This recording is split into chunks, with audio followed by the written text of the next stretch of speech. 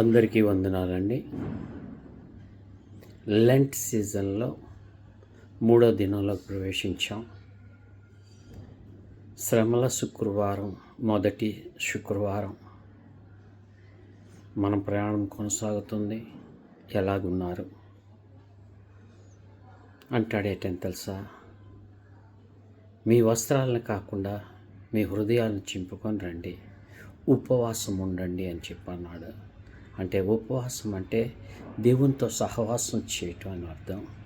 అదిగో ప్రజలు నశించిపోతున్నారు, వెళ్ళి యోనా వారికి ప్రకటించు అని చెప్పి సెలవిచ్చాడు దేవుడు.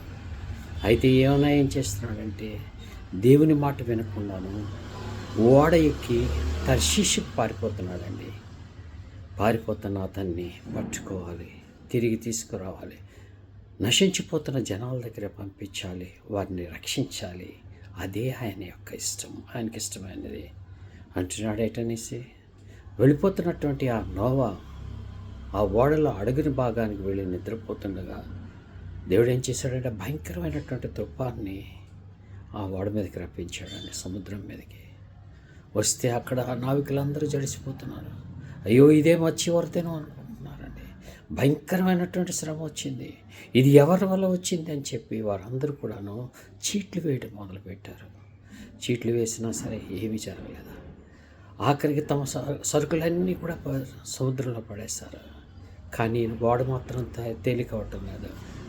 ఎక్కడో ఏదో ఉందని చెప్పి నావికుడు ఏం చేశాడంటే బయలుదేరి ఏం చేశాడంటే ఓడంతా ఎతకటం మొదలుపెట్టాడు. ఓడంతా ఎతికడం మొదలుపెట్టాడు. ఎక్కడ బరువైంది ఉంది, ఎందుకు మా ఓడ తేలిక అవటం లేదని. ఎప్పుడైతే చివరికి అడుగు భాగానికి వచ్చాడో అక్కడ యోనా నిద్రపోతున్నాడండి.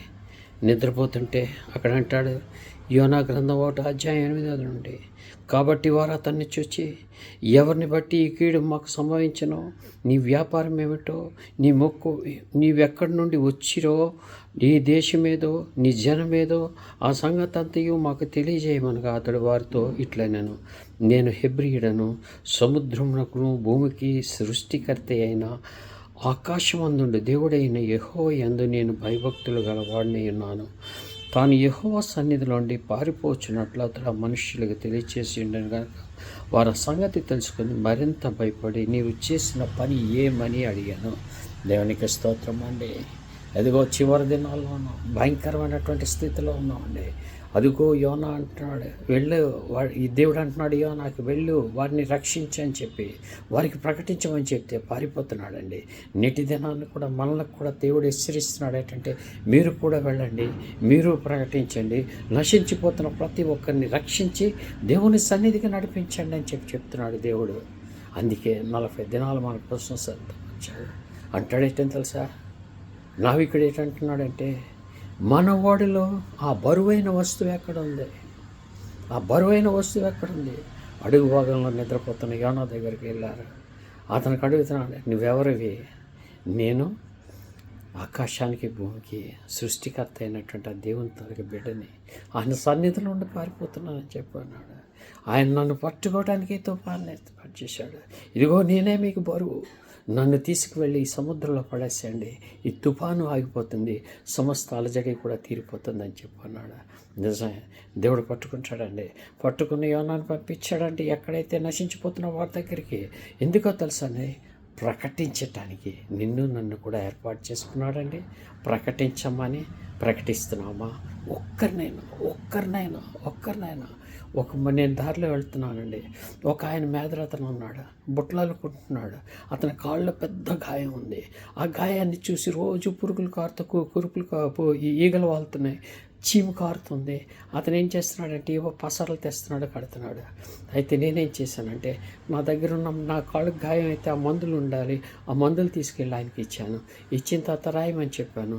రాసిన తర్వాత మెల్లిమెల్లిగా బాగుపడడం మొదలుపెట్టింది.